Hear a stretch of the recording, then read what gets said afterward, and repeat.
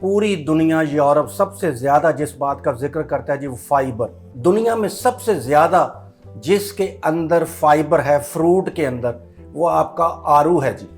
आड़ू के बाद सेब है जी। इस तरह मैं और भी चीज़ें आपको बताऊंगा, नाशपाती है जी। फिर अगली बात आ जाती है कि ये ज़रूरी क्यों है।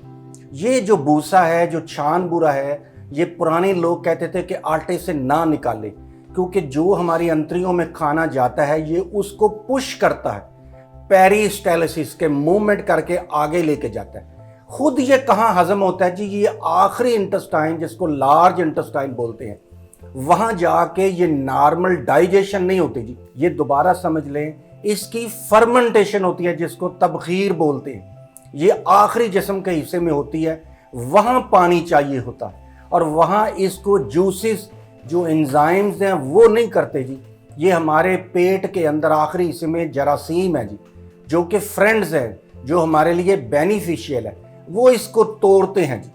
दो तरह का फाइबर है जी, एक वो जो हजम हो जाता है, जो हजम हो जाता है उसमें सबसे अच्छा गंदम का दलिया है या जौ का दलिया है या जई का दलिया है।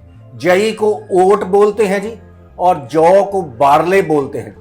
ये इंसान की कदीम तरीन खुराक थी।